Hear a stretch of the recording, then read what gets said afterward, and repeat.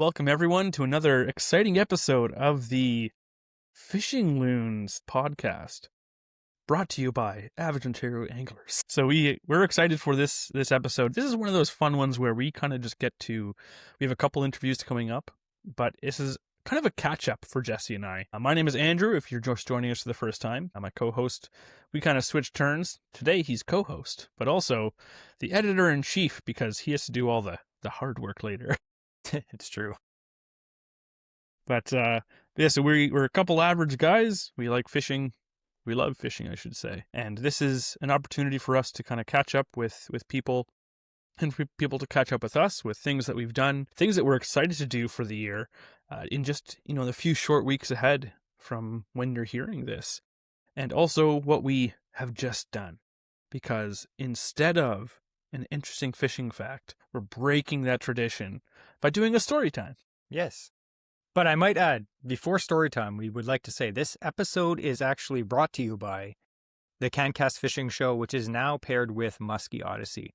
We are really excited about this show. It is one of the biggest shows in North America, and it's by far the biggest fishing show, all fishing show in Canada. So we're going to talk a little bit more about that, but I just wanted to mention that because we have to, Andrew, or else we'll get fired. Anyway. Well, yeah, I get fired pretty easily from things I find, but that's fantastic, and it's something that we're looking forward to. It does fit in. That's a great kind of episode sponsor, I guess you could say, is because that's exactly what we were going to talk about. Part of it is things we're excited about. That's a big one. Absolutely. I'm super excited about it. But before we get into that, because we could just start babbling incoherently for the next 38 minutes, we're going to have, instead, like Andrew said, instead of an interesting fishing fact, we're going to have a little bit of a story time. We like to share examples or experiences that we've had in the past. And as the time of recording this, we just went ice fishing this past weekend. And this was not just any normal ice fishing trip for us. This was a milestone for Jesse. Yes. And I'll tell you why. So over many years of ice fishing, me and Andrew, we've gone ice fishing quite a bit. But most of the time when we go ice fishing, we usually go for perch. That's like our main thing. Yellow perch. Andrew grew up right on the shores of Lake Simcoe. We would go all the time. And, we've had some really good days out there catching jumbos and stuff. And then eventually we started catching some pike. We've done steelhead through the ice. I've caught, burbot through the ice, walleye through the ice, all the normal things through the ice. But when you live down here, kind of near the Carruthers, catching a lake trout through the ice is kind of something that doesn't happen. You have to drive a little bit farther to go fishing for lake trout unless you hit Simcoe. And again, that's just not something that I've done. And I think over the years, me and Andrew have tried to catch a lake trout, I think twice. Twice we went early spring trips or through the ice as well. Yeah, but both times I've gone through the ice with two separate people who are like, yeah, guaranteed we'll catch some. Nothing. Zero. No lake trout. So over the years, I just kind of gave up. I was like, whatever, eventually I'll do it. But I'd actually never caught a lake trout before. And everyone's like, really? You never caught a lake trout? I'm like, I never fished for them. And the times that I had, it's just been cursed. So our buddy at I can't even say it smoothly. But our buddy Matt Martin at Smooth River Guiding, we actually did an ice fishing episode with him a few episodes ago. And he said, you've never caught a lake trout? I'm going to take you guys out. I'll guarantee you that we'll catch a lake trout. And I was like, okay, sweet. So he told us where Jesse's it was. Like, more false promises and crushed hopes soon. Naturally, I was skeptical, but it is Matt. And if anyone knows Matt or have heard the episodes we've done with Matt before, we've done about 3 of them. He is a super fishy guy. He's a guide. He's on the ice all the time. He fishes year round. And I was just watching his Instagram, and it seemed like the weeks before our actual trip, it's just like every time he was out, tons of lake trout were getting caught. So I was pretty confident. It was a bit of a drive. He's like, can you meet me there at 7? And we looked at how far away it was. And I was like, I don't want to wake up at 3 a.m. So we ended up staying at me and Andrew's aunt's house, which was about half an hour away. So we only had to wake up at 6? Yeah. 6. Out the door at 6:45. Something like that. Yeah. So it was good. 6:30 something. Yeah. So a bit of a story. We went out with Matt. bait, well, he's a guide, so he had everything. He's like, just bring your rods and, something warm and some food, which is great. Cause like, when you go ice fishing, you have to bring so much stuff. And it's like, oh, you need a chair, you need this, you need a heater, you need propane. When you go fishing with a guide, it's like, you're spoiled because they do everything for you. I felt bad because I'm like, this isn't technically a guided trip, but he's just like doing all the work. And we're just standing there like, do you need us to carry anything? He's like, nah, I'm good. Thanks for setting up our shelter. Yeah. Hey, to be fair, I did help him set up the shelter. It was super windy, like very windy that morning. And he's like, dude, the morning bite is going to be super good. We went out, he drilled all the holes. He had one of those like fancy, like it must have been at least an 8-inch hole. Maybe a 10-inch. I think that was a 10-inch auger. Yeah. Just a electric auger right through the ice. Ice was actually pretty thick where we were. It had to have been at least 2 feet. Which over a foot, but it was like solid. Like it wasn't like that slushy stuff. Like it was clear, solid ice. Yeah, it was cool. To be fair, Matt does use live scope when you're ice fishing, and however you feel about that, here's my opinion. I've been thinking about it the last few days, and I'm like, live scope, it's very expensive. I agree. That's why a lot of people don't have it, because you're going to be spending $4,000 or $5,000 for live scope. Now, is it something me and Andrew have? No. Is it something we'll use when we go with someone? Of course. It's cool. It's definitely awesome for ice fishing, but a lot of people are like, oh, it takes the fun out of fishing. You're just staring at a screen. Well, if I was fishing with a flasher, which I've done before for lake trout, you know what I do all day? I stare at the flasher all day. So I don't really see, except for the cost part of it, I don't really see a difference, because I'm going to be, especially when you're fishing for lake trout, you're going to be watching that flasher or watching your 2D graph all day. You're just now looking at the same screen with just different thing on the screen. And another big benefit, another major difference, because Jess and I were talking about it after, is like a flasher, we'd be able to get most of the fish that we caught on the live scope. However, the biggest difference that would hinder us is we had 3 of us fishing in one hut using one, electronic device. So if you had a flasher, you'd be seeing 3 different baits. They'd all be moving around in those bands in the flasher. And then it'd be much harder to see another fish coming in from below or in amongst those baits. Whereas with the live scope, we were able to see our 3 individual lures down below. You could actually see the fish when it comes in from the side or from under the baits coming up. You could tell before it even reaches them which one it was going for. You could see like which direction it was taking, like, all right. So that was really beneficial for us to be able to effectively see who was going to get bit, who could be prepared for it, and effectively present that specific bait to the fish. So that was a big help. And you could see it go from like one to the other. Like it was, it's going to you, it's going to me, it's going to you. It was fun. It was fun for sure. It would have been a lot harder to do so with a flasher. So again, as a guide trying to do his job and make sure that people have the best chance possible to get bit, it's a no-brainer to use that on a situation like that. Absolutely. But again, on this podcast, we don't really talk about live scope because the average angler doesn't have it. And I do feel that if I had a flasher and I was on a good spot, I would catch fish still. Or even just, 2D. You can see, you can put I forget what they call it, the A scope along the side. So it's kind of like a mini vertical flasher. Mm-hmm. The times that I've gone fishing without live scope, we went fishing with another one of our buddies up in the Muskokas maybe 3-4 years ago. He had a flasher and we still had a fun time. We didn't catch any fish, but we had fish chasing and they just were being finicky. Yeah. Oh yeah, he caught one, one 12-inch lake trout. It's like, a pan fryer. Yeah. So anyway, taking live scope out of the equation and conversation because it's cool, but we don't have it. And if you guys have it, that's awesome. If you don't worry. It's fun to use though. Still catch fish. But it was fun because lake trout fishing, it's so unlike, say, fishing for perch, because lake trout like to chase. So you're seeing these fish on whatever electronics you have come up to your bait, and then you start reeling in and the fish just start chasing. But the cool thing is on live scope anyway, you can see them zone in on a certain lure. Mm-hmm. And just sometimes they'll come out of nowhere really fast. Like they come just boom across the screen. And even on a flasher, you can see them just come up. And then you're reeling in your jig or your lipless crankbait or whatever you're using. And then they just swim right up to it. And sometimes they go like 20, 30, 40 feet before they hit it.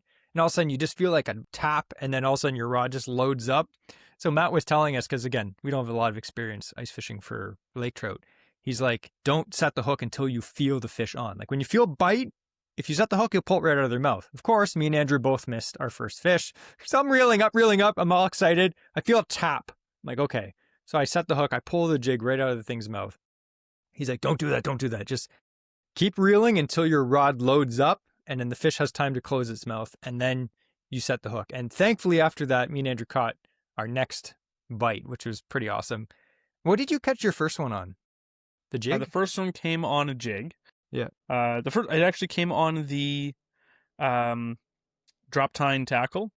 Can't remember the name of those jigs. The Hunger Strike. Hunger Strike. Yeah. Awesome little jig to come pre-rigged with a nice little blade out the back. And yeah, just right on that. It was amazing. We were tipping it with a bit of Cisco on the lake as well.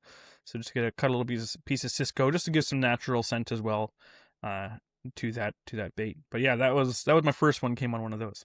Yeah, and the cool thing with fishing with a guide is they're dialed in, right? So like I had all these tubes I'd picked up from drop tine. I had some bigger ones, and Matt was like, no, like you can fish some slightly smaller stuff. And the fish we did end up catching about 10 lake trout that day, but the fish were being pretty finicky. We could see them coming up looking at the lure or just lazily swimming by, and they weren't super aggressive most of the time. So we ended up, tweaking our technique a little bit. Matt was like, no, let's try something a little smaller, try something like this, add a little bit of scent, and then we ended up starting to catch fish. The one that I caught the biggest of the day, Andrew caught more than me. Andrew caught 4, I caught 3, but I did catch the biggest one, just to rub that into Andrew. But I caught it on a drop tine. Again, these are called the Hunger Strike. So it's a tube jig, has a really big, beefy single hook coming out of the back. Mm-hmm. Like it's legit. It's not going to bend out on a big, even a 20-pound lake trout. But then underneath has a treble hook, and on the back has a little like wire that comes out the back with a blade on it. And as you're jigging that around, it looks like a minnow swimming. And then when you reel it up, the blade's spinning around, lots of vibration, looks pretty natural. But what I actually use, and we're going to talk about this in a future episode about fishing scents, but we actually got some of this Liquid Mayhem stuff. It's like a thick paste. And I was like, okay, Andrew's using some Cisco on the back of his hook. And I was like trying to eat, food with my hands. So I was like, I don't want to touch that. So I'm just going to squeeze some of this Liquid Mayhem. And I squirted it into the back of the tube, and it's actually like a thick paste. So I kind of picture Vegemite. That's the closest texture-wise. It's the closest thing I'd say it's like. But that's great because it's tacky. It sticks to it. It doesn't just wash away as soon as it touches the water. It's still in this tube. Like it's very oily and greasy. Like it sticks in good. I squeeze it around. It kind of dripped out the back, and it's still in there. And it has a very distinctive smell. Apparently, it's made with it even says made with real bait fish. So I don't know how they just get a bunch of bait fish, throw them in a blender. I have no idea, but it ended up working. Did it make a difference?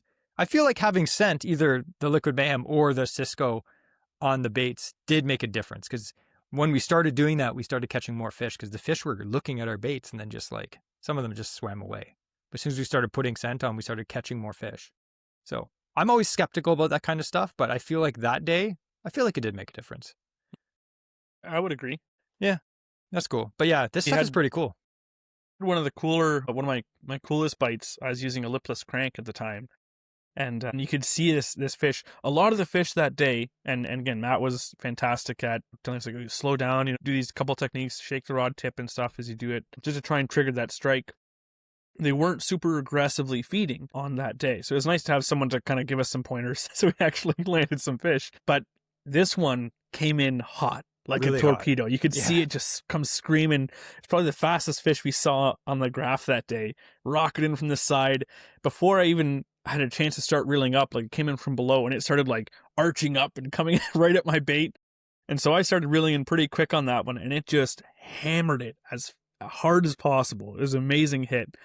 And I had to, pick up the slack and set the hook on it. But that was on a lipless crank. So we did catch him on a variety of baits. And it was cool kind of to see, even on how some days you go out fishing and it's like all the fish were light biters, and most of them were, but there's still some standouts, something that laker either really hated what I was doing and it's like, this thing can't afford to live, or it was really hungry. I'm not sure, but it had a different attitude than the others, and it wasn't that much bigger than the other ones I had caught, but it was pulling line and stuff like that. It was an impressive fish to be fighting that hard and come in that aggressively. So that was a fun take for that one for sure, to kind of get one of those really hard aggressive Laker strikes. Yeah. So that was a blast. I honestly was kind of looking at live scope, and I know we're average Ontario anglers, probably won't get live scope anytime soon. I was actually after that trip, I was looking at getting a flasher. I started looking at some of the shops. I'm like, not this year, but I think next year I will get a flasher. So that's the kind of thing I feel like I would Something actually with a medium use. reading. Yeah. Like a flasher it's fun. It's just as fun as, maybe not as fun as live scope, but it's literally like, an eighth of the price. That's something I can get on board with as a flasher. And maybe next year we'll actually book a trip again and go up north. But if you guys, I know ice fishing season's pretty much over by the time this episode comes out. Maybe way up north there's still some ice. But if you guys are looking to learn how to catch a lake trout, or learn how to ice fish in general, just have a fun day out. Matt's actually a really fun guy. Like, we were laughing the whole day. It was pretty funny. See a bunch of posts on our Instagram where we're just like sitting there jigging, and one of us would hook a fish and we'd all just start laughing because we were trying to pull it away from each other and steal each other's fish. And then sometimes Matt would do it and he'd be like, sorry guys, So if you do a guided trip with Matt, he probably won't fish, so he won't steal your fish because he's really good at fishing. So it's kind of annoying, but it is what it is. But anyway, we'll put a link up below. We always like supporting our local guides. Again, sometimes they take us out. We talk about them on the podcast. If you guys ever book a trip with them, make sure you mention that you heard it here on the Fishing Loons podcast. And then he'll be like, I'm not available. You guys are... It was a really enjoyable day. Like Jesse I did said, enjoy even it. for going up there, prepping for that. It's a different experience than going with a standard hut runner where they have like multiple, hard-sided huts all laid out in the same spot, like over the perch grounds or whatever. Like, this is a setup where he can be mobile if the day calls for it. If we have to move, and he's done that in the past. He's like, oh, they moved off here, or it seems to be they're in a different type of structure. You can pick up the hut and just motor over somewhere else and set it up. So having that, he still is really setting himself apart from just a standard hut runner. And again, he still has all the comforts that you normally get in hut, really. Like, you have your heater going. I was melting my boots on it. It was so nice and toasty in there. Yeah. And yeah, it's fantastic. A great time. I highly recommend. And he provides all the gear if you don't have any gear. If you don't have any like lake trout ice fishing, you might have a perch rod, but if you don't have a lake trout rod, me and Andrew both had them because of course we buy gear that we only, use once in a while. I've owned that rod for I think 4 years. That's the first time I've used it. Same. That rod I use. Yeah. I was like, well, I got this for lake trout 4 years ago and I've never used it. Still had the wrapper on it. I was like, But he provides everything. And when you fish with a guide, it is different than like a hut runner, like Andrew said. But like, if you fish with a guide like Matt, he's there. He's making tweaks. He's giving you tips as you're reeling in. Sometimes like you have a fish follow and you kind of choke up and he's like, no, reel it in, or shake it. And that's when the fish grabs it. And he gives you all the little tips. So it's not just a day. You're learning how to catch a lake trout. So I think that if I went out now, again, I'm an avid fisherman, I would say. I feel like if I gave myself time, I could figure out how to catch lake trout eventually. But I learned a lot in one day with a guide, which was, that's the whole point of a guide, right? Not just to catch fish, but to learn how to do it. So we always say that you can learn a lot from a guide. It may be a little bit expensive, but I feel like the value of what you learn in one day will make up for years of like learning on your own. So anyway, check Matt out again. We're going to have him on again, maybe later in the summer. We're going to talk about some other fish. I'm sure he fishes out of Georgian Bay for a lot of the species, so that's pretty much chock full of everything. So we'll have him on for something. Well, a great segue from here is the fact that we went fishing with Matt this past spring on a little trip, and that's kind of our first topic we're going to talk about in the actual podcast here. Is something that I'm really excited about in the spring is early pike fishing, ice out pike. I remember always seeing like the Ontario Out of Doors magazines. They always had the article, and then would drop in like May or April. It's like ice out pike. I'm like, excellent. I love those articles. I always wanted to do it, but I didn't live close enough to really have a pike spot by my house in Beaverton. So it was although I should have tried harder really, because they probably came right into the harbor. But oh well, I'm older and somewhat wiser. But one of the things that I'm excited for is absolutely ice pike fishing. And they come in the shallows, which is great. They'll start spawning even under the ice in some places, which means as soon as that ice is out, they may be done their spawn or finishing their spawn and then starting to leave. So you really have like a small window to hit prime time for those pike. And that's kind of like why they're there in the shallows accessible. But do you have any other things that you're excited for or areas you want to try and target this year in particular for? Yeah, I think we've kind of dialed it in the last few years. Like, we've Mhm. always gone, but it seems like the last few years we've been going earlier and earlier. I think when I first started fishing, like when I was a teenager and stuff, I didn't realize how early you could catch them. Like, I would be like, oh, wait till the water warms up a bit. You know what I mean? But now I'm like, if there's no ice, I'm going in and there are big pike in there. Because as Mhm. soon as the ice breaks up, they're not there for that long. It might be a week, it might be 2 weeks, and then they're gone. The big ones. And the Hammer first handles ones are to leave there. are the big ones. Yeah. Yeah. And that is just the point. We've talked about this in the podcast. I was just saying to Andrew, 2 years ago on March 3rd, right after the ice broke up, me and Andrew went out and fished, and I caught a 37.5-inch northern. Like, the water was 36.5 or 37 degrees. Like, it was freezing. And we were fishing, and it was like, we didn't think we were going to catch anything because the water was so cold. But then Andrew caught one, or we saw one. Andrew. Yeah, I had a hit first. Yeah. On using a big blade chatterbait and just reeling it as slow as I could, and I had a hit, but even that seemed to be too fast of a presentation for these things. Yeah. Slow rolling with a side mounted fluke, so it gives a bit more lift and stuff like that, and it was still too fast of a retrieve. Yeah. And that time of year, yeah, you really need to use, like, again, I caught mine on a jerkbait that day, and it was really long pauses. As the water warms up, you can start using faster baits. But yeah, you know what? One thing I find is deep water access, but really shallow, sunny bays. Like, we're looking for, I feel like we caught that fish, that bigger one, in like 4 or 5 feet of water, but he was very close to a big flat that was like 2 feet deep, and just like mud bottom, lily pad roots, just like a spawning bay for sure. But the sun was out, the sun was like down on that side of the bay. That was the warmest part of the bay. We were looking around for temps. We were looking for the warmest part of the bay. The fish are going to be attracted to that. And then you have to fish really slow, which is annoying, right? Like, I hate that. It's annoying for Jesse, especially. He likes being a power fisherman. No, but yeah, we caught. It was good. But yeah, you know what? We always say this, but here are the two baits that 100%, when the water's really cold, these are the two baits that I'm going to recommend. And they're both jerk baits. That's the answer, is jerk baits. But you want a Fire Tiger jerk bait or a jerk bait. I recommend Fire Tiger, though. This one is actually a new one that I'm excited to try. This is the Savage Gear Gravity Twitch. It's 115 millimeter. It's actually a floating one. This is a little bit of a tip because I've done this with other baits. This is a slow rise floating jerkbait. Now, most of the time you think, oh, jerkbaits have to be suspending. They don't have to be. This is a slow rise. So it will slowly rise. But here's what I did. I got a wire leader that I make, a specific wire leader for this jerkbait. I put the wire leader on this. I put it in my sink full of water, and it still floated up too high. Because what I want to do is use a floating bait so I can balance out the weight of my leader. Then I bought some of those storm suspending strips, and I stuck it on the bottom. And I used just enough that with that leader, it has an extremely slow rise. Extremely slow. I still want it to rise slightly, because if I'm fishing shallow water and it slowly sinks, it may just sink down into the muck, and then I'll get snagged up. So it has a very, very slow rise. So you have to tweak. It depends on the bait. But if you have these little strips of lead and stick them to the bottom, then you can pretty much get your leader, get the bait, and tweak them perfectly so you can have super awesome balanced action, and you'll catch tons of fish. It looks cool. I haven't caught any fish on this one yet. Obviously, I just got it. But other baits that we've done well on, Rapala Husky Jerk, those are like $10, $11 now. Fire Tiger. This is another one I'm excited to try. This is more of a bougie bass bait, but I like the color. This is the Nishini Erie 115. Yeah.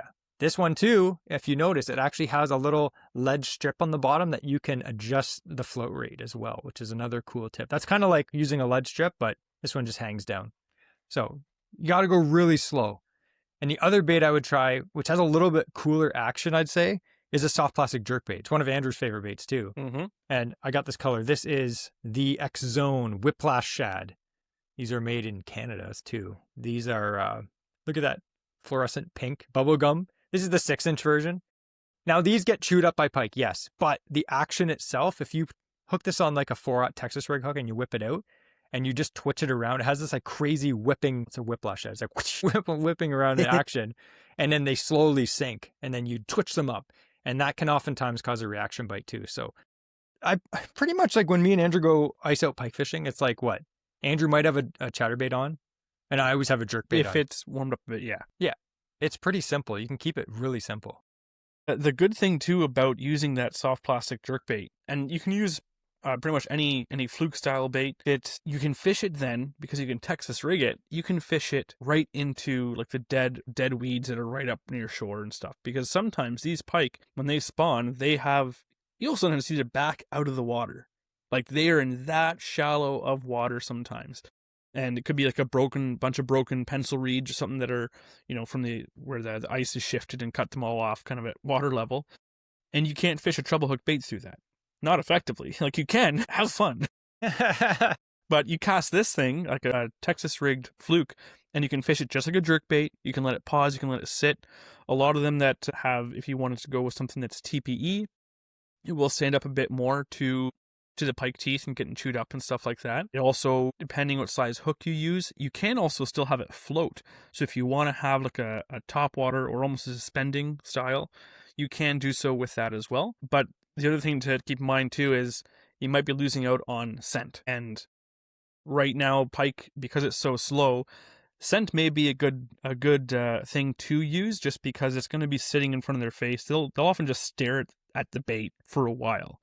Sometimes they'll follow it till the next pause, but they're just staring at it sometimes. So having something that can entice a bite, even bright colors mimicking like a white and stuff like that, or chartreuse, can mimic dead bait fish. And it's just like, they're opportunistic feeders. They'll eat it if it's sitting in front of them. Can you see me? I can't. That's weird.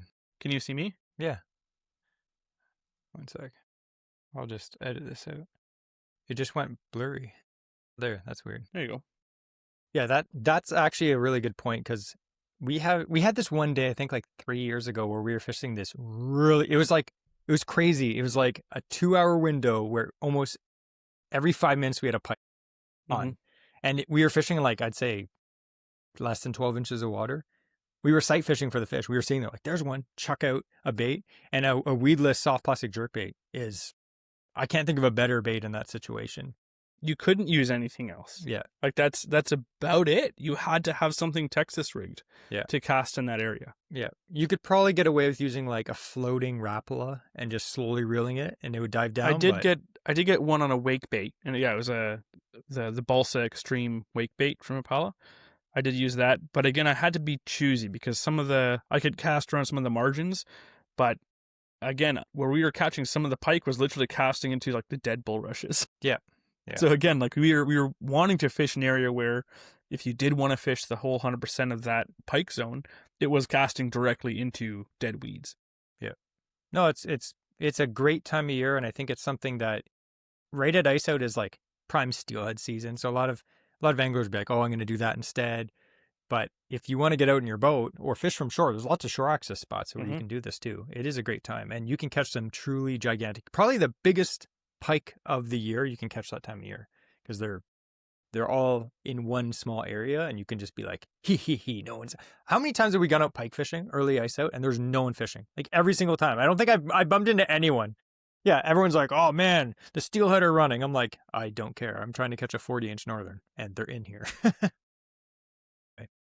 Yeah, I'm excited about that. If you're interested in ice out pike fishing, we actually have a full episode on doing ice out pike fishing. So I'm going to link that below. Give that a listen. We're not going to do the same episodes every year. So we're not going to do an ice out pike whole episode, but we have at least 1 or 2 episodes on that. So I'll put them in the links below. You can listen to those for this year. We're going to do a slightly after ice out pike episode. Yeah. No, we're not quite that. We haven't run out of topics yet, so we don't need to start revisiting those. Before we go into our next little section, we actually have our first interview here. And again, this episode is brought to you by the Cancast Fishing Show and Muskie Odyssey. And because they are now being held on the same date up in Peterborough, we're going to get a lot more details now from the man, the myth, the legend himself, who has put this show together for us. And we're going to head right on to that interview. So now we get to talk to our special guest star. And star is right, because this guy, he is the star, the guy who's putting together what we're most excited for this spring. I would say, I know I'm very excited for it. How about you, Jesse? I'm super excited. This is, as we always say, it's Canada's biggest fishing show. It's huge. Yes. and it covers more species than ever. So welcome, Kyle Carruthers. Welcome to the podcast again. Man, I don't know if I've ever had an intro that good, like a star. Like, man, I feel really special right now about that. Like, I'm on cloud nine. Like, this is good. So I appreciate it. But thanks, guys, for having me on. It's crazy. The show is like literally right here, coming up any day. Yeah, lots happening, and I'm excited to talk about it with you guys. And I really think this is going to be, well, you said it, Jesse. This is literally, if the square footage we have now, one of the biggest fishing events in North America. Pretty cool to see it come into Peterborough and right here in Ontario, where all us average Ontario anglers can go and get sweet deals on sweet stuff. So yeah, I'm really excited about it. You know, this is our 5th year anniversary at the Cancast, and as you guys know, we wanted to make it special, so we joined forces with our friends at Muskie Canada. So we're having like the Cancast Muskie Odyssey combined, which is really cool. So not only do we have more vendors than ever, we have way more space, way more prizes, just way more everything, way more retailers, way more bait companies. If you name it, we have more of it this year. So, and what's pretty cool about it is we were able to basically keep the ticket price like basically the same, like maybe $2 more because there's a couple of Ticketmaster fees, but there's lots of discount codes out there you can save that $2 with. Just type in a couple. If people are upset by, it costs $2 more, but the biggest thing that we've kind of talked to before in this podcast is this year, I know every time we've talked to you, you always say it's bigger and better, bigger and better, bigger and better. Every year you've delivered. I will say that. It's gotten better every year. But this year, how much bigger is it? So picture, basically we have a whole nother 2 full ice pads, plus a lobby, plus the upstairs area of the Kinsman Center, which were the Muskie guys to be holding their seminars. So it's legitimately twice the size now. Wow. Which is really cool. And the one thing is like every year I'm like, oh, this show is going to get easier to put together. And it doesn't. It just gets harder because I'm like, I don't want to be known as like a hype man. So I really got to make sure like I deliver, especially when I do like my videos where I'm like throwing my hands in the air like Scott Nails, like, hey, come camp bigger and better. You know what I mean? Which got a lot of views, by the way, this week, but that was cool. So I really put like a lot of heart and soul into like, how do we deliver? And a lot of that comes with like, one, we can't have a show without the best vendors. Like our vendors are phenomenal. And part of that is a partnership. Like, hey, they bring the good stuff. So we want to create an experience of one day of mayhem where it's amazing experience. It's high energy, but amazing deals too. So everything from the tackle swap to the biggest brands in fishing, there's going to be a show special for everybody to get something, which is awesome about it. So yeah, I mean, go what you're saying, Andrew, like it's definitely gotten bigger every year. And, you know, a lot of media has reached out to me lately and that was like, there's like, tell us about it. It's getting bigger every year, but I'm just kind of worried about like where we go from here. Honestly, because it's like I don't know what to do anymore because like I can't move it, like I can't go to Toronto or anything like that. It's like I don't know what the future holds, but I guess that's a good thing, right? There could be worse problems, but it's definitely big this year. It's going to be big. So I'm excited. I think my main concern with that is we didn't see everything last year. We're gonna have to go twice as fast running around to see everything. There's so much stuff, and you know we go to all the fishing shows. Some of them you walk in and out pretty quick. This is not a show like that. This is a show where I'm like, we're there for the day, right, Andrew? Yeah. We're there when it opens and we're there when it closes and they kick us out. And Andrew's bag is he's wearing a backpack just stuffed full of fishing lures and tackle and all kinds of stuff. It's insanity. And then on top of that, Muskie Odyssey, oh man, my wallet's going to take a beating this year. Oh man, and that was really cool, like how that came together. And they have been doing a fantastic job. Like shout out to Jeff and Joe. Jeff is basically the Odyssey general manager, and Joe is the president of Muskies Canada. But they've been incredible, like, you know, what they're doing and holding up their side of the deal and going above and beyond. And they got some amazing sponsors there and like tons of free stuff over there on that side. It's just going to be an awesome collaboration. And that's what we want people to understand is it's not like 2 shows happening in the same town, same day. It's like one big event.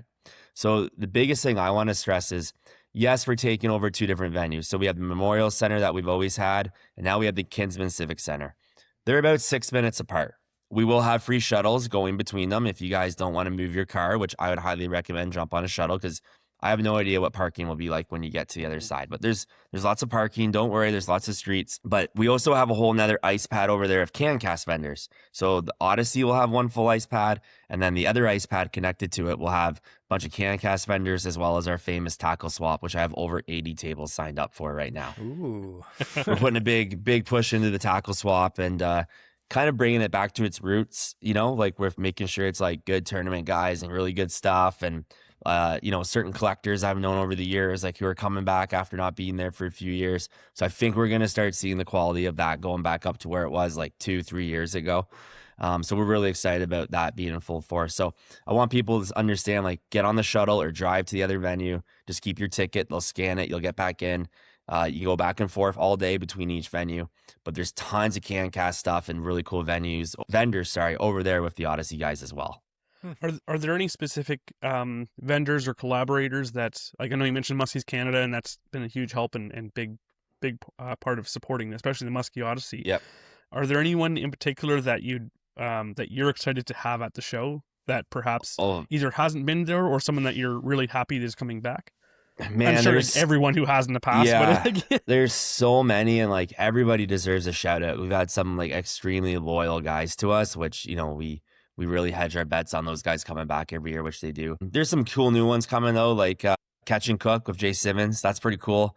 Jay's actually coming, and I think I can break the news on this podcast because probably by the time this gets out there, this will be up there. But Bob Azumi and Jay Simmons are going to do a seminar together, which I think will be very, very cool. That's cool. So, Jesse has a book he needs to get signed by Bob too. Yeah. So I think you'll be able to go in there and you'll be able to see Bob and Jay talk together and talk to the crowd. And like, I just think like that's going to be an iconic fishing moment. Yeah. And as of recording this, I just finished that deal literally 10 minutes ago with Jay and Bob. Like, I'm pretty stoked on it. So I had to tell somebody about it. So awesome. I think that's going to be really cool. So I'm excited for Catch and Cook because I just love their products. Like, oh my gosh, their garlic seasoning is just to die for. My wife puts it on everything we cook. But Catch and Cook's cool. I got to give a shout out to Bubba just for always sponsoring us, being our title sponsor. FXR is coming in a huge way. Canadian company, which is really cool. They're giving out like all the free bags again and tons of free stuff. But man, there's just so many. Like, I don't even know where to start. Like, honestly, this has been overwhelming, the amount of support we're getting this year with the vendors. And like the list is over like 260 vendors now. And like a lot of them have multiple booths, but like it's monstrous, guys. Like, I'm not sitting here like, hey, I'm a hype man. It's like legitimately like we have it done. Like, this is the show this time. Yeah, I feel really good about it. I really do. So we're super excited. Yeah. Like if I gave anyone advice, I'd bring a ton of money. Yeah. Like, it's just going to be one of those things. The deals are crazy. And as we get a little bit closer to the show, like watching our Instagram, we start posting about some of that stuff. But there's just so much awesome stuff coming. Like, you're going to run out of cash. Like, or like set yourself a limit for sure, because you don't want to lose the house over it. and something else, like Jesse and I, a few times in the podcast, we mentioned how like we like good value. There's that sweet spot for buying, equipment and rods and stuff where it's taking the boxes of good value, you're getting good investment for your money, but not spending so much that you've kind of lost that additional value of stuff. And I just thought I'd point out, because you were saying how the ticket price has gone up a bit, let's say 10%. Yep. The show has gone up 200%. 100%. Like, of any of the shows that we ever go to, Cancast is the one that has the most giveaways that I've ever seen. Yeah. That, like, even sometimes just for the ticket price or other vendors, they have their own raffles all throughout the show. Like, if you want to go there and just, say to yourself, make a rule. Now, I don't know why you'd make this rule, but if you decided to make this rule and say, I'm not going to buy anything, I'm just going to try and win stuff, the value of that ticket to get in the door and try that is amazing. It's crazy. And the one thing I'd say to people, even if you came to Cancast like maybe a couple years ago and you're like, yeah, it was cool, like, this is a whole different show now. Like, you need to come and give us another chance, because it will blow your socks off. And it's a different feel. Like, even from a vendor standpoint, like, they do different things at this show than they would at like a sportsman show or anything like that. You know what I mean? It's just a different feel, and it's a different kind of attitude. Like, hey, we're going to give stuff away today, and we're going to give smoking deals. So there's a reason why like every retailer, like all the major retailers in Ontario come, plus all the big brands, plus all the custom bait makers, plus all like the swap guys now, plus all the muskie guys, plus all the lodges we have, guide services, like you name it. Like, the biggest problem we will have is people being able to do it all in one day. Yeah. Which goes back to, are we ever going to go 2 days? I never want to say never because I have no idea what next year holds at this point. We're just trying to get through this year. But it's going to be a great, great event. And I apologize for the ice storm last year. I know everyone's mad at me, but I couldn't control that one. So it kind of put a damper on it. But hey, it's going to be good this year. And if we get an ice storm, I'm going to blame Jesse because he told me it would never happen again. So I said 100% chance it won't happen. I'm pretty sure one of the sponsors this year is a Nest program up in Alaska and stuff like that. And I think we're getting good weather this year for it. It's I think good. Kyle's hooked us up with that. I made a deal with Mother Nature the day after last year's show because I was so mad. And I'm just like, well, all we can do is come back bigger and stronger. And I was already in talks with the Muskie guys like before last year's show to make this happen. So we put a ton of hours into this one. Like we've been working on it since before last year and tons of meetings of cities and vendors and this, that. And a few people are like, are you sure it's going to work with both venues? And I'm like, it will work. And then someone was like, well, you're just crazy enough to pull it off. So let's see what happens. And like, I think it's going to work, honestly. Like, so my biggest advice is make sure you hit both venues. Like, why would you not? Like, you've already paid to get in, like hit them both. Right. Yeah. So, and now you have to figure out where you want to start. You want to start over on the one side where, like Swap and vendors and Odyssey is. You want to start it like, now that's the big dilemma. Right? I know where Andrew wants to start. Where are you going to start, Andrew? Tackle Swap, yeah. Tackle Swap. Yeah. I spend most of the money there. Yeah, for sure. No, and there is some good guys coming to the Swap this year. Like, I picture some years. There's going to be some gems. The biggest problem is you got to stop all the Swap guys from trading with each other before the doors open and buying all of these, right? So it's funny, man. It's good. But no, we're really excited about it. We do have a lot of giveaways. We're going to announce shortly, by the time this is out, we're going to be right into them. So yeah, if you listen to this, get your tickets because we give away stuff right up to the day of the show. So if you're listening to this, there's still time left. Get a ticket. I highly recommend you guys buy your tickets online. It just makes life easier. There's no discount at the door. It's all through Ticketmaster. It's on your phone this year. And then you don't have to worry about a second line, like standing in it to buy a ticket at the box office or anything like that. But no, we're excited. Like it is going to be arguably like, I wouldn't put my reputation on the line unless I truly believed in it. It's going to be one of the biggest fishing events in North America. And it's getting a lot of attention right now. And we just need all you amazing people to show up and make it as big as we keep saying it's going to be. So, but we're ready for the crowds. We also got the food situation sorted out. Town's letting us have food trucks this year. Yay. Yeah. That's amazing. No one has to wait for food. And so, yeah, you can make a day out of it. There's some amazing seminars. We mentioned the Bob and Jay one. We got Nick Kuzvis coming back on tackle setup. We have Tommy Wynn coming up to basically show you how to use your guys' live scopes. He's one of the best. And then we have our awesome women's fishing panel with some amazing lady anglers that were actually like one of the busiest seminars last year. Like these chicks can fish, man. Sorry, I don't know if I'm allowed to say chicks, but they're all my friends, so they won't get mad at me. But you know what I mean? Like they can fish. We're really excited about it. And to those speakers for coming and supporting us. Like we couldn't do it without it. I know everyone says, Andrew, you sit on the star, but it really takes a village to make this thing roll, right down from the vendors, right to guys like you helping us promote it, right down to everybody coming through the door buying a ticket. That's what's going to keep this thing going and allow us just to keep getting bigger and bigger. But we're not slowing down. You know, we're getting into our 5th year here in Peterborough. There's a whole other 5-year plan after this, and we'll just see what happens. We may have to move it to like the moon or something because unless someone can find me a venue that I can put everything in one spot, that is my issue. So. Yeah. But hats off to Peterborough. They've been fantastic this year and working with us and accommodating us. And, we really hope to leave in Peterborough for a long time. Absolutely. And I will say, of the few years I've known you, Kyle, I would say you are probably one of the most crazy people that would be able to get this pulled off. So I love that. I take it as a compliment. I love it. I can picture Kyle being one of the bus drivers, the shuttle bus drivers. He's driving just like Kramer, fighting people off, making all the stops. Oh, yeah. Yeah, it's cool. Yeah, so there'll be some city buses and there'll be some school buses, but there'll be shuttle stops in front of each building. Like you won't miss them. We'll also have information tents at the entrance of each building with like floor plans and stuff. So if you're looking for somebody, just look for people wearing like the Cancast shirts. They can direct you, all that stuff. Because yeah, there's going to be some logistics to this event. But no, man, it's going to be good. Feeling really good about it. Like usually I'm like stressing out and like smashing my head off the desk and I've only texted Wham like 3 times this year complaining about something. He's like my therapist, Wes. I had to give Sean and Mark a break. I've wore them out over the years. But like seriously, like this one, we put the work in this one. It's going to go. It's going to be really good. Yeah. I do have one tip for everyone. Andrew, do you remember how many? Andrew had one of those clickers, those clickers people use when they're counting their fish? Yep. How many people?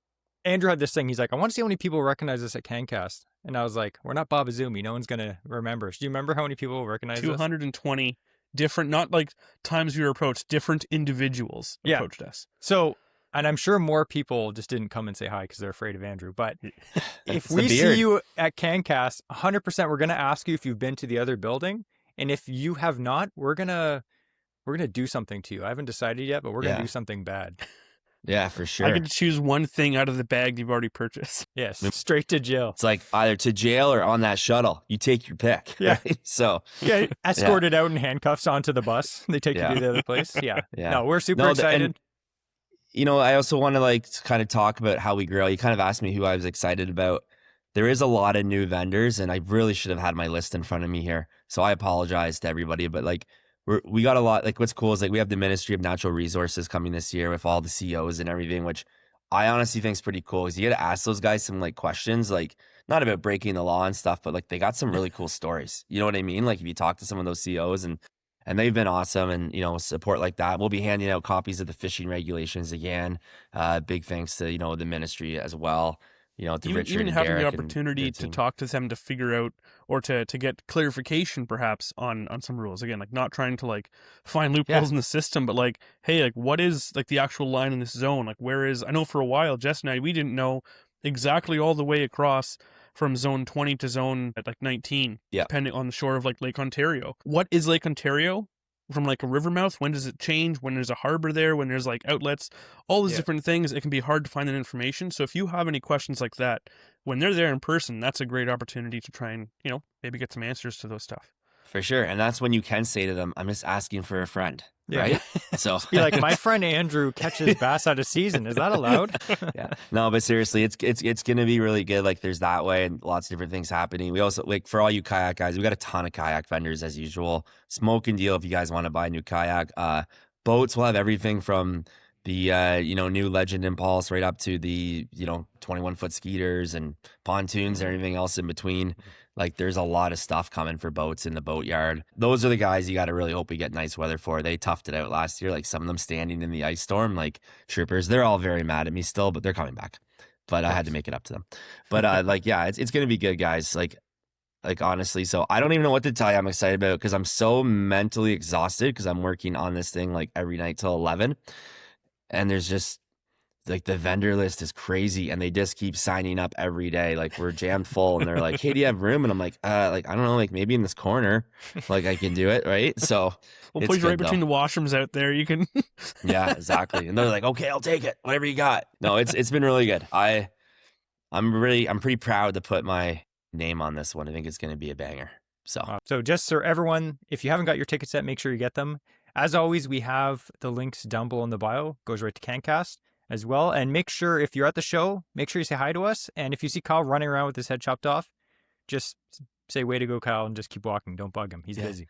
If everything goes as smooth as it should, I should be happy. I mean, I always run around, but this is the problem. During Cancast, I normally do 35,000 steps on the Sunday. That's a lot of steps, right? Well, now I got to go and check up on their venue. So it will be very interesting to see me and where I am, because there's always fires that come up, a problem or this or that, but we always get them. But hey, I mean, the lights turned off last time, so can't be any worse than that, right? When we lost power. Kyle's 2027, we're looking into cloning. Yes, exactly. So no, but I got a really good team that's going to help me out, and yeah, we're excited about it, man. And hats off to Muskies Canada's guys. They really got their stuff in order. Jeff has done an amazing job. So any of you Muskie guys that are out there, I can't speak for past Odysseys. I have been to a couple, but they've done a very good job of helping us organize this one. And I think it's going to bring the Odyssey to another level. The amount of guys you've got on Muskies Canada for conservation, which is, their main thing. That's why they exist. Conservation of muskie. You guys can listen to one of our Cancast podcast episodes we did a few weeks ago with Joe. Talks about a lot of it. It's pretty cool. So I just want to say thanks to those guys. And most of all, thanks to you guys, man. I love what you guys do and always helping us out and plugging us and working with us. And man, you guys just keep getting bigger and bigger too. I don't know what we're going to do with you guys, but Jay Simmons, watch out. Here they come. We'll have to Yeah. expand to 2 locations ourselves pretty soon. There you go. Yeah. So, Andrew's head will have to expand into 2 Yeah, locations because it's getting exactly. so big. yeah. Well, you have Anyway. enough beard there. You can give a little bit to like the Yeah. next clone, right? So, yeah.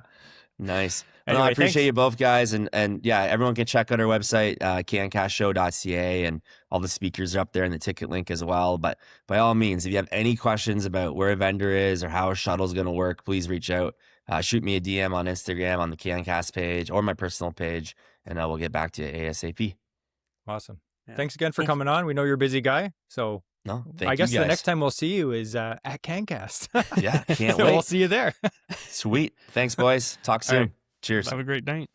That's always great to hear from Kyle, especially get some little things, sneak previews sometimes, or even just to be able to I get excited because I'm like, I can't wait to see whatever booth he mentioned there. Yeah. Yeah. No, he puts so much hard work into this event. And I know Mhm. we usually go to shows and not really think about, the guy who put together the show or is running it, but it's a lot of work. And, it's the biggest and my favorite fishing show, of course, that I've ever been to. So every year that it happens and it's bigger, I'm like, oh my goodness, my wallet is gonna. I don't even know what I'm gonna do this year because last year was bad, and now it's like Odyssey on top of it. It's like, oh man. Usually they're separated by a few weeks, so it's like you go to Odyssey, you spend too much money, you kind of recover. Your wife kind of forgives you, and then you go to Cancast, and you're like, well, here we go again. But now they're in the same day. It's like, I'm going to need to bring 2 backpacks. Yeah, one in the It's front, like one half in of the the back. day, just like, that one's full, time to get the new one. Well, here's the thing. If we can go from place to place, every time we Mhm. decide to jump on the bus to go to the next one, you can just throw your backpack in your car, empty all the Yes. loot, and then go to the next show. Yeah, we'll have to do staging for our purchases. And why don't we mention quick? I remember we were talking about a little AOA giveaway that we were going to talk about. Yes. So this is we're excited to do this. This is the first year we've done it. In the past, we already talked about it with Kyle. We had that counter going, see how many people would come and say hi to us, and we love it. And if you are at the show, if you see us, come say hi, snap a photo. If you get a photo with us, make a post, and if you tag us in that post, in that Instagram story or that post, It has to be a post, not a story. okay. See, Jesse's Yeah. a smart guy. He's like, no, you have to do this so that it helps. So if you make a post, tag us in that post that you saw us at Cancast, and we will be entering you into a giveaway. So at the end of that day, we're going to be pulling 3 different names, and all of you are getting some limited edition AOA hats. So we have a few we've held back, and so we're going to be giving away 3 of them at the show for anyone. So just to enter that, all you have to do is just go on Instagram. When you see us, get a photo of us. If you want to make a candid photo, it's a little odd, but we prefer it if you come say hi. So come say hi to us. We'll get a pic together, and then if post that on your Instagram and tag us in it that we're at the show, and we will put you into that draw for those hats. And make sure you tag us in the photo. Don't just put at Average Ontario Anglers. You have to tag us in the photo because I'm going to be looking through our tagged photos and then we're going to Mhm. draw from that. So, yeah, do that. That'll be cool. And make sure you tag us, but also tag Cancast as well. And yeah, we're going to And give away we'll 3 give hats. more details on that as well, leading up to on that weekend. Just that we'll have a specific time as well that we'll be doing that draw. We'll let you guys know exactly when that's happening so that you can be available for that if you're still at the show. And if we're going to be nice, Andrew, maybe people that we see at the show and we'll remind them to do it. We'll be like, Absolutely. If hey, you come say hi to us, we're like, hey, you should post that. The guy's like, but I just broke my camera taking a picture of you guys. You owe me $500. Like, here's a hat.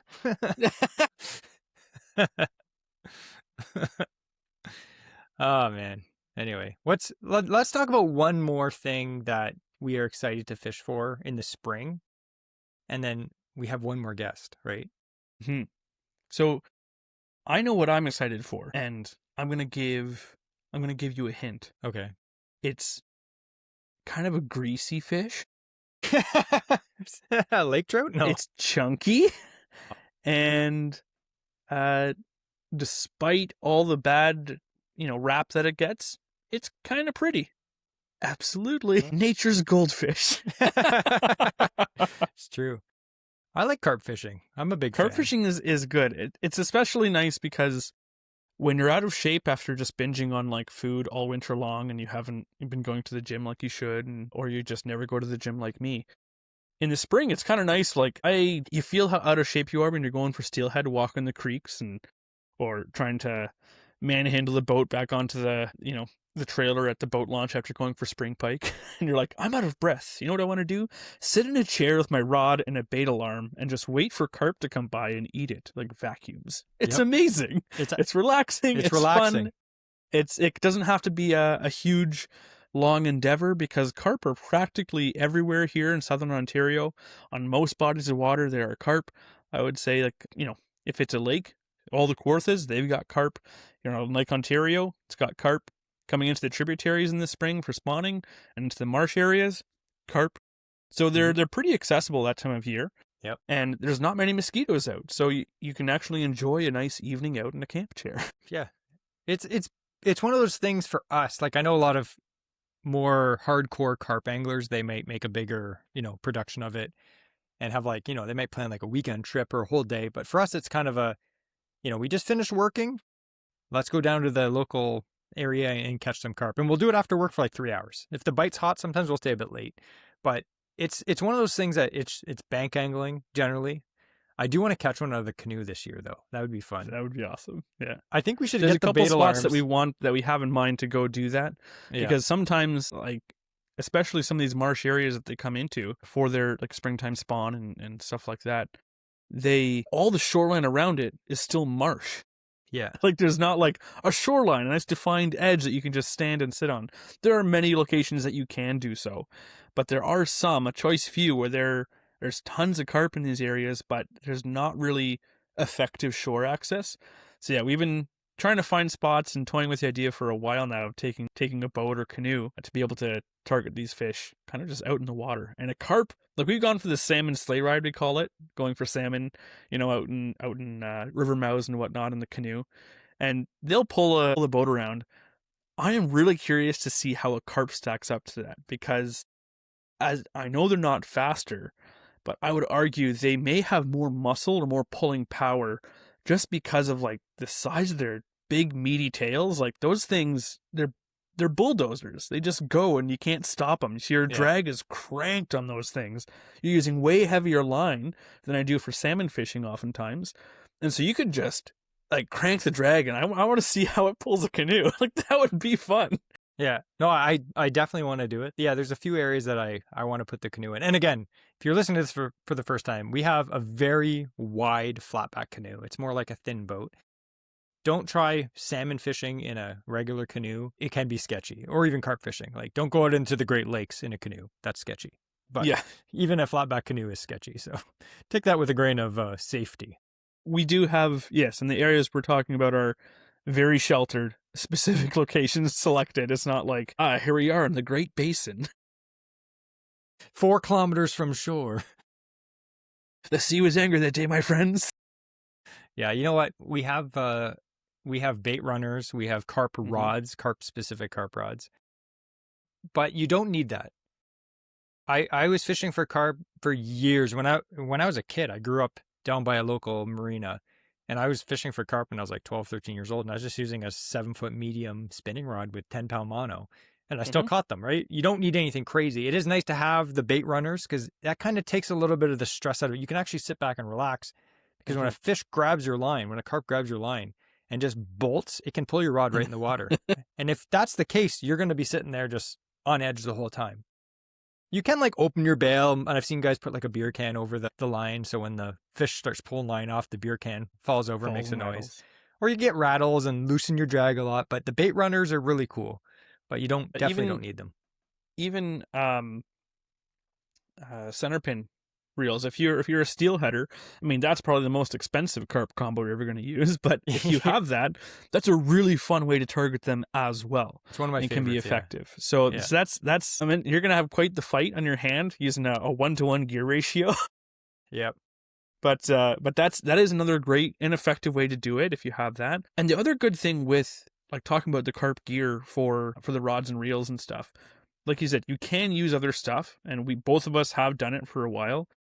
But if you wanted to get a budget carp combo, let's say you go a couple times and you're like, I enjoy this, I want to get a specific combo for it, you can get ones for pretty cheap. Like, you don't have to go spend hundreds and hundreds of dollars. You can get a pretty budget, like Okuma spinning reel that has the bait running feature, right? With a secondary drag system on it. And you can get those for around $100 or so, depending, especially if you go on sale. And then you get a carp rod. You can pick up the carp rods nowadays. You look around at your local shops and whatnot. You can sometimes get a decent carp rod for around $100-$150. And at that point, you're out the door. That is a specific combo that is geared directly for fishing for carp. You can even use that if you wanted to use, for a long time I actually used my salmon shore casting combo, which that reel is large enough for like a fighting drag, but it also has a secondary drag, so I'd use it for carp fishing and for salmon. I still have it. Now it's my catfish rod rather than a carp rod because I have a carp combo now. But that's still something that can still be dual purpose even if you wanted to go that route. Yeah, and I find the last few years, carp gear is a lot more accessible. Like before, when we ordered carp rods, I was ordering them from carpkit.com because none of the local stores carried carp-specific gear, right? But now, and if you wanted more selection, you're ordering from European carp stores, which is insane. Like, yeah. But now you go to your local shops, like for instance, our local shops, you have Gagnon Sports. They have a carp kiosk now with rods and baits and all the fancy carp stuff. It may not be like the bougie brands that you get on the, fancy website and stuff, but it's usable stuff.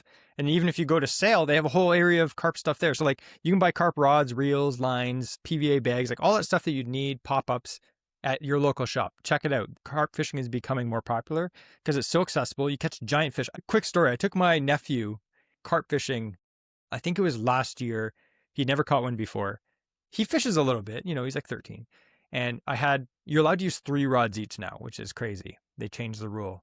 But I only like to use 2 each because it starts to get convoluted, especially when you're fishing with a newbie. So we had like 3 or 4 rods out and he was like, oh man, it was slow.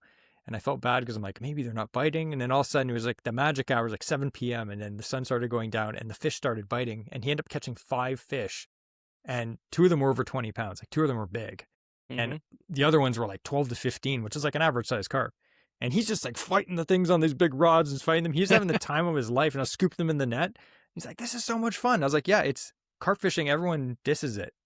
Not everyone, but a lot of people are like, I would never do that. It's not fun. I was like, it is a lot of fun. Plus, the whole time, you can sit in a lawn chair and drink a beer. Like, yeah. What's wrong with that? Anyway. I'm excited for it. I'm excited for that. And I know it's March now, but that comes up pretty quick. I know we have some, guys that we used to fish with here and there that would go carp fishing in March. They'd find like a warm water output or something, but I've caught them steelhead fishing in March on a row bag under a float. I know a lot of guys have, but they start really starting to feed in April. Like usually we start carp fishing by the end of April and it starts it'll start really heating up into May. And by mid-May, it's insane. And then it usually goes until like mid-June. So it's all spring long that you can have this great fishing. You just need to find a spot. And again, we have a whole multiple episodes about carp fishing. So I'm going to link those down below as well. So speaking of, big, ugly, scaly fish like carp, we're here to talk to another awesome guy. Who is also big, ugly, and scaly. He doesn't match that description whatsoever, but he is another, avid angler like us, but he also does something special. He makes the baits that we like to use to catch fish on. And so he's going to be at the show at Cancast and again, Cancast and Muskie Odyssey, same day. But I believe Wes is going to be at the Cancast. And you might have heard his name before because we like Wes a lot, or as Jesse calls him, Wham.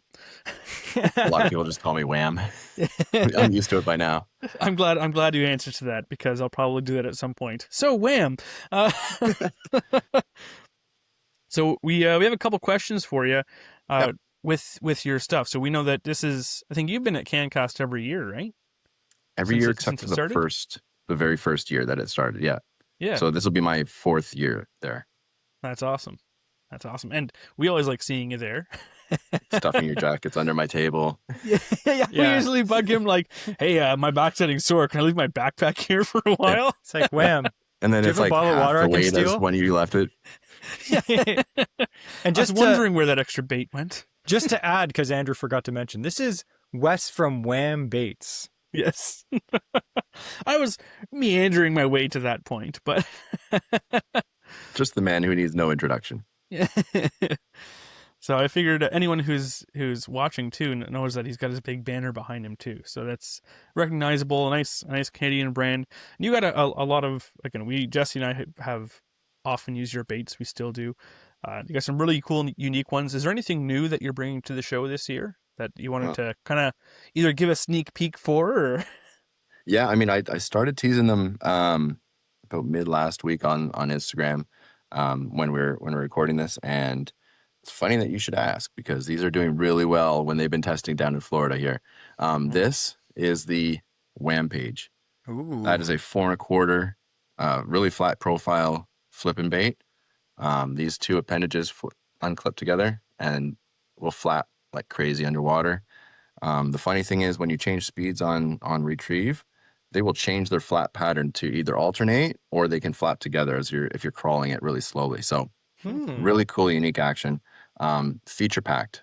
So like you got a hook point shield right here, a channel that keeps it weedless no matter what when you're Texas rigged. Got a little nubby thing on the bottom here that protects the line tie. Just takes away another point where the weeds can gather. And just these little appendages and stuff like that give So that's designed to like secondary recess the eye of the hook into the bait. Exactly. I like that a lot. And then there's this nice deep belly channel here, which just removes any impedance for hook penetration to pop through on a strike there. So that's going to be really wicked. They're coming in packs of 6. And that's, like I said, that's been doing really well down in Florida. That thing looks some guys testing it. simultaneously like a delicious morsel for a bass, but also like my worst nightmare of a bug that would exist underwater, like ready to snip my toes. And it's like, it's like a toe biter beetle on steroids. I'm super really flat excited profile. about those. Yeah, super flat profile, so you can skip it under docks too. So that would mean that we'd have to know how to skip. So yeah, we'll try. True. Yeah. You're just that's when you get above average. You know, I'm a largemouth guy, so whenever Wes comes out, some of his baits, I'm like, yeah, that we're looks aware, cool. Jesse. Yeah, some of his baits come out, and I'm like, yeah, that's cool. But then when he comes out with something that is 100% down my alley of like fishing slop, I'm like that bait, I'm like, heck yes, I need multiple packs of those in multiple colors. Yeah, well, in multiple colors, Jesse. You threw me off there because it's just in green pumpkin. That's it. I'm sorry. Green pumpkin and maybe black. We'll talk. Okay, maybe black. He likes We'll green talk. pumpkin copper, green pumpkin purple flake, green pumpkin blue flake. No, we're excited about that one. What else you got? I've got the second new bait, and these are both custom designed from the ground up, fully designed by me. So this is the Wham Bush grub. And we just are, less than a month removed from Hank Cherry winning in Guntersville on just a 4-inch curly grub, right? Mm-hmm. This is a 4 1/4 inch. This is the grub that all other grubs try to grow up to be. This is a nice ribbed profile. Okay, so you've got lots of room for displacement of water, as well as holding scent. If you use a scent, you can slather it in there and it holds in there. It's got the same idea of the hook channel on top to keep it completely weedless no matter what slop you're bringing it through. There's no chance of it getting hung up. And the same belly point here that keeps that hook from stopping on a strike. It just pops right up. I dragged this through Kuchaching, through wood, through grass, through weeds. It didn't get hung up once. So on a Texas rig, this is golden. You can use it as a trailer for a swim jig or a chatterbait or a buzz bait or something like that. Basically any kind of jig, ball head even, just swim it through, and this tail goes crazy. It's got that same kind of a scoop shape as the Wham page has, so it's a nice unique action, really constant flutter at any speed. I was gonna say that the tail is much broader, like for the length of the curl. It's a very broad tail, so that's gonna have some good body roll if you're on a straight retrieve even. Yeah, the tail was one of the things that we worked on the most on this. Just number of different times to try and get it right. Lots of revisions on the design and stuff like that. So, but yeah, there's gonna be lots of stuff going on at the booth as well. We're going to have the same the free bonus packs for kids under 10. So bring your kids, bring your families. We'd love to see full families coming out and hanging out and getting the kids involved as well. So swing by the booth, and I think I'll have about 25 packs of free baits for kids. It was a big hit last year, so we're doing it again. Tons of stickers for the kids. So lots of stuff going on. That's right. Have your kids go by the booth, grab one of those packs, come show us, and that pack will go missing. Yeah. Look over there. Dumb kid. That bait looks pretty cool. One thing that I think when I first saw you show me that bait, like back in its design stage months ago, I was just thinking, I was like, that's one of those baits that you can legit use for like 10 different things. Yeah. You could, any jig that needs a trailer on it, you could use that. You could Texas rig it. You could free rig it. You could put it on a ball head, like buzz bait, spinner bait. Yeah. Dude, like, and that's awesome. one of the pillars is having baits that are versatile. You don't have to be stuck on one different thing or one thing to, use that bait for. It's not a one technique. None of my baits are basically. I like to have, guys be covered. They can make an adjustment real time on the water if they need to, right? If it's, the Wham Solo at 4.5 inches, bringing it down to that 3.5 inch and just, taking away an extra, a short strike or something like that can make all the difference, right? So. Mm-hmm. And we just need like a 12-inch version of that for Muskie. Come on, Wes, get on it. All right. that has a great minnow profile in the body too. Like it's not just a traditional just grub. Like the side profile actually has like a profile. I wanted it to be designed around a 4 or 5 odd EWG hook, so you could use that and not have any of the hook protruding from any point on that. So it's got nice weedless profile no matter what you're bringing it through. That's Cool. awesome. And just Wes, to add, Wes never disappoints for putting thought for you into guys. his baits. yeah, it's true.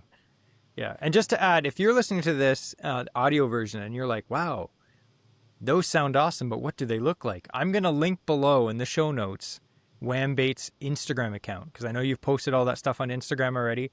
Yep. You can definitely go through his Instagram, see what these baits look like. I guarantee they're like baits that you've never seen before. They're very unique, well thought out, like Andrew said. And again, they're going to be at Cancast. They're like, their first official day is at Cancast. So you got to be there. That's it. That's when they're releasing. They're not available before the show, so you got to come out and get them. Ooh, I'll be second in line. Andrew will be first. Let's be serious. He's pushy. I don't know. I got lots of guys saying I'm going to be there early to get them, so you better get your running shoes on. Well, unfortunately for most people, me and Andrew get early access. That's something that we've earned over years of doing this. So Yeah, we'll so be if you there. get to the booth and these are all sold out, you know who to come after. They're just going to control the If you secondary come market. by and on start it. wondering, why does Wes's booth have a bunch of random baits tucked in behind it? Like, yeah, we set those aside for ourselves. Don't look at those. What else you got planned for Cancast there, Wes? I've got so one thing that we've been kind of working with you guys on is a full kit of we're going to split it into two kits. So there's going to be one that's going to be a power box, WamBaits and AOA. That's going to be kind of curated and put together by Jesse himself and all the profiles and colors that he likes to use. Besides just green pumpkin, there might be some variations in there. Maybe some watermelon red, maybe some, no. Okay, never mind.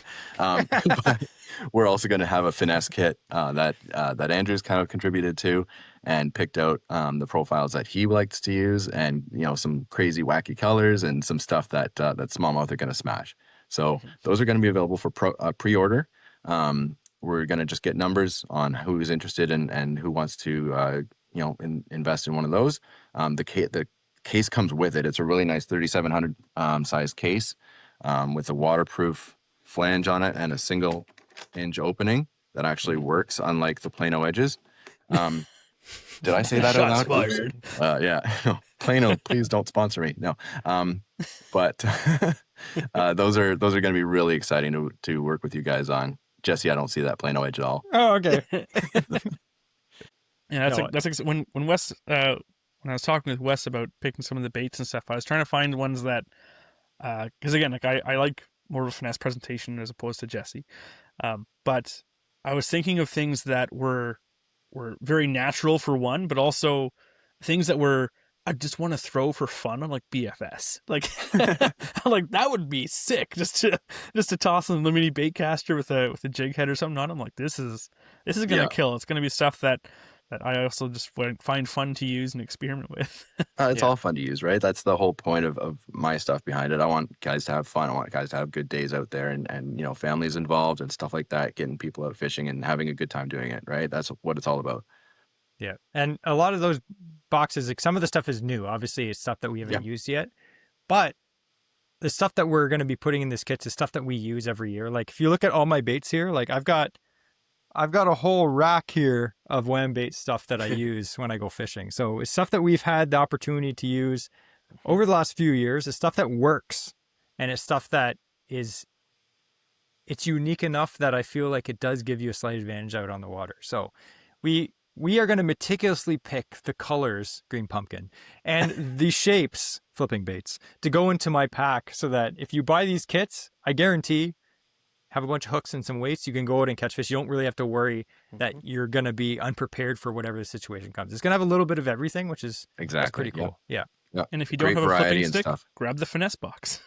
Yeah, exactly. Yeah, you want to use a spinning rod every now and then? Hey, that's cool too. Yeah, that's awesome, Wes. Again, we appreciate you doing that. I will say, though, you have to definitely check out Wes's booth, the WamBaits booth, because the last few years we've gone to Cancast, every year I go there right in the morning and I'm like, oh, he's got a lot of stuff. I'll be back and pick up some stuff later. And then when I come back later, it's all legit gone because it sells out. That's like people are legit lined up for this stuff. It works really good. So you make sure when you have your day and you're planning it out, like you listen to the first part of this episode and Kyle kind of told you what's in each building. And he's like, make a plan, pick which building you want to go to first. Make sure you find WamBaits first. Because if you go back at the end of the day, you're not going to be happy. Yeah, you might be losing out on some stuff there. Something else that I saw that you're bringing up for the show too is not just new baits, but a new color. And not often am I like, there's how many things can you do different when you're pouring plastic? You know, like I'm a very closed-minded individual when it comes to that, apparently. But when I saw you come out, I messaged you. I'm like, dude, this looks sick. And I think you call it wamaflage. There's wamaflage. If pause you it, Jesse. I'm gonna go grab one. He's like, I can't find it. It's camouflage. Oh no, it's in the pit. All right, there we go. And we're back. So wamaflage is something where, yeah, I saw it. I was impressed. This looks natural. It looks exciting. It looks, I don't know, if people are into like custom colors or stuff like that, or wanting like a different color, if you think that makes a difference on your baits, and I believe that at times it absolutely does. Certain things can make a difference on, especially if there's a certain bite for the day. This is another color where it's like, why isn't this a standard color across all bait makers? And it's special to Wes, which is really exciting. It's been something that I kind of played around with for a long time, to be honest. And a lot of it is just kind of really basic touches to, old foundations. We've got green and brown together on the top, and it kind of looks like a changeable, depending on how the light hits it. And then a kind of a light colored on the bottom, with some, really natural texture on it. And I mean, not to pat myself on the back, but I'm really happy with that color, and I think it's going to do really well. It seems straightforward when you hear it, but like it looks good. It looks like an elevated baby bass. Yeah. Right. So if you own some stuff from WamBaits, thank you. That's awesome. Wes thanks you. I do. If you don't have this color, which I know you don't because it's new, you need to buy more stuff from WamBaits. And there's brand new colors that I'm coming out for Cancast all the time. So there's candied melon, which is this guy, and that's got like a kind of a purple sheen on a watermelon top. That looks good. And there's delicious black and blue pearl, because it's not just enough to have black and blue. You need to have contrast to get those largemouth to strike sometimes. So there's a white belly with with blue pearl on it. Looks super natural in like a shad kind of profile in the water. I'm trying to pull out all the stops here for the show. It's going to be a heck of a show. Yeah.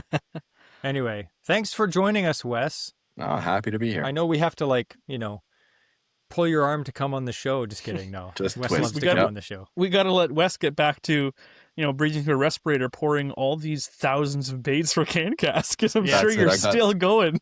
I got plastic cooking right now. Delicious.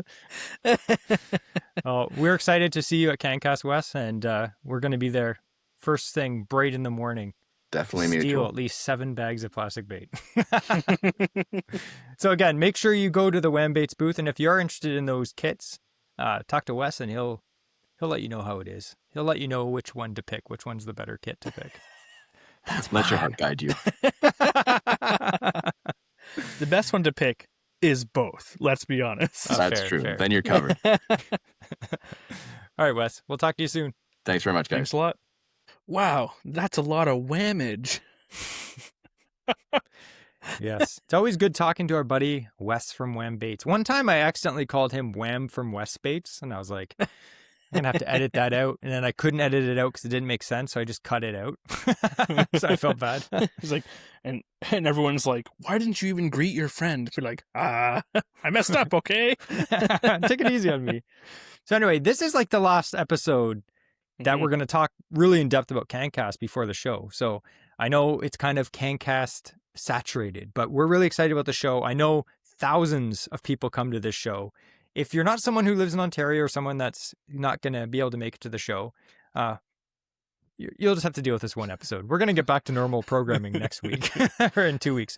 Because remember, there's an extra bonus episode in March. We don't always do that, but we're going to have an extra bonus episode, and it's going to be released the Saturday of Cancast. So Cancast is Sunday. The Saturday before, which is March 28th, there's going to be a bonus episode coming out, and it's going to be something that is very special and secret because I haven't thought of it yet. But we're going to have an awesome episode. And the reason why we're doing that is because for many it's going to be a bit of a drive, as it always is to any event. So we're releasing an extra special one that weekend because we're excited for, again, the show is happening, Cancast and Muskie Odyssey. And then that way, even the vendors driving up the day before, or if you're driving up the day of on the Sunday, you'll have something to listen to kind of get you in the mood to buy. Bye. You'll be in the fishing mindset by the time you get to that show. So it'll be good. Yeah, for sure. The last thing that we're going to talk about today is, again, the spring coming up. We're excited for what we can do for fishing wise, but there's also something else that there can be some excitement for, some apprehension, kind of some dreading. Yep. And yeah, so I'm kind of like two minds with the stuff that I have to do for this. We're talking about getting our boats ready. Ooh. So this year, again, Jesse kind of has his system down pat of how he gets things prepped, and he might have a couple modifications to do that he wants to get done. We'll talk about that in a little bit of modifying. But for me this year, this is the first year I'm opening my new boat, and new to me, I should say. So we talked before. I have the new Lund with the bigger motor on the back and stuff. So I already did my gear lube change. I already did all that. Oil change is done on it. So I'm good to run the motor itself for the next year. But as for the boat, there's still some things that I need to get done and get prepped. Besides digging through what I'm sure is going to be a massive snow pile in front of this thing to actually get it out of my friend's backyard. I know. So I'm going to bust my back before I even get on the water casting, big baits for big fish. I'm like, Andrew, it's ice out pike, and there's this huge snow pile in front of his boat. I'm like, I don't care. Dig. I'm not going to help him. So we'll start off with Jesse. Is there anything that you are looking to change or fix, repair, update on any of your rigs there? You know what? I've had this set up, the Sports Pal 14-foot flatback Sports Pal with the 2.5 horsepower Suzuki on the back. This will be the 5th year that I've been using it. I think it's the 5th year, maybe the 6th. I forget. I think it's the 5th year. Anyway, you had it during COVID when it hit, so it's got to be. It's probably the 6th year. Yeah, this is the 6th year going in. And I have pretty much got it dialed. So I always do my oil change and my gear lube, like Andrew said. I do that in the fall after I'm done. Give it a good cleaning, the outboard. So really in the spring, it's just, getting it started. That's not an issue. It's been a really super reliable outboard. Once it gets started in the spring, it generally, I do not have a problem getting it started. Usually I'll drain the carb after every trip, and it may take maybe 5 or 6 pulls after that to get it started the first day of a trip. But then after that initial warm up, it starts on the first pull every single time. Mhm. Their Suzuki outboards are ridiculously reliable. I don't really have to do anything with that. I still my trolling motor. I was talking to Andrew. I might be getting a new trolling motor this year on the Sports Pal because I've had the same one for about 5 or 6 years now. It's a 40-pound thrust. My nephew actually has a kayak now, so he wants to power his kayak. So I said, I have this old trolling motor. I've wanted to get something a little more beefy, like a 55-pound thrust. So I think I might give him my 40-pound, cut down the shaft and rig it up on his kayak so he has a transom mount trolling motor in his, and that'll give me an excuse to buy a new trolling motor. So I might be picking up a slightly more powerful trolling motor. But other than that, it's a canoe, man. Like it's chill, it's easy, it's great. It doesn't, have a lot of complicated things that I have to fix on it like Andrew's boat. But that's the cost of being in a small boat, is it keeps it simple. There are disadvantages, of course. I can't fish big water. It's very slow, and I can't fish multiple people in the boat, like more than 2 comfortably. But it serves its purpose. And, we do use it in a lot of back lakes. Me and Andrew, he got this big 17.5-foot Lund with a 115 on the back. And we were talking the other day about, trips we wanted to do. And a lot of the trips that Andrew said to me, he's like, yeah, I want to use your canoe and go to this lake. I want to use your canoe and go to this lake. Because he knows that in his big boat, he cannot fish these sick back lakes that we found that are loaded with bass. He can't get his boat in there. Mm-hmm. So it's nice to have that ability to get in fish lakes that even guys with bigger boats dream they could get into. So that's one thing that keeps me going. I'm saving up for a boat, but now that Andrew has one, I don't have to save as fast because it's okay. But we do have a lot of work to do on Andrew's boat. Luckily, we both work with tools for a living. We have all the tools. Mm-hmm. Andrew's a plumber. I do a lot of carpentry and stuff. I'm a handyman. I have all the tools to cut wood. He has all the tools to cut pipes. So we can fix anything on his boat. We're not mechanics though, so luckily there's nothing mechanical that has to be fixed on his boat. But we're gonna have a fun time, I think, this spring just working on his boat. You like working on stuff, right? I love a good project. The projects are fun, and thankfully, when I had the tinner, it's like I did all the wiring on that because again, it's just bare bones aluminum boat, and so I got fairly comfortable with how to wire and for 12-volt systems. Mm-hmm. And the boat, everything that runs on it is a 12-volt system. So I have to change some interior lights, need to get those replaced because all the LEDs are gone on it. Then very simple, easy to do a butt connector with some heat shrink on it. You said butt. Yeah. You said shrink. Oh. But I said it again. The other thing is navigation lights. Need to make sure that those are operational because I didn't have a chance to get into it too much last year. I'd like to try and get the live well repaired. There is a leak somewhere. I don't know yet if it's in the inlet or the outlet hose. But because it runs through foam-filled channels, I'm going to have to get fairly inventive with how I can plumb it in so that it will work effectively without tearing all of my boat apart. So there's a couple things I do want to get, which isn't on board right now, is a automatic bilge. So there's the manual bilge, which I'll keep, obviously. It's always good to have backups. Even my live well pump can be put into the other bilge. It's the same pump itself, so it can just be swapped over. So if I needed if my bilge pump does die, I can swap out my live well pump to the bilge and then just pump out the boat still. But I want to have an automatic one with a float because I'm going to be going camping or I'm going to be at a cottage or something like that this year, and I won't be able to have my boat pulled out every single day. So when it sits overnight, I just want to ensure that if it rains a lot or if there's a slight leak or anything like that, I just want to make sure that it can empty itself and I don't wind up with, a flooded boat in the morning. Yeah. True. Yeah. But, we're excited. Otherwise, there's not a whole lot of stuff. I still have plans to make my own little kind of portable battery box to power a electronics, even just phone chargers and stuff like that. Because traditionally on a boat, on my tinner, I had all that stuff in there. I had everything wired into the gang panel. I had USB drive, USB plugs and stuff to charge whatever you wanted. On this boat, it doesn't have any of that because it's just the stock electronics essentially on board.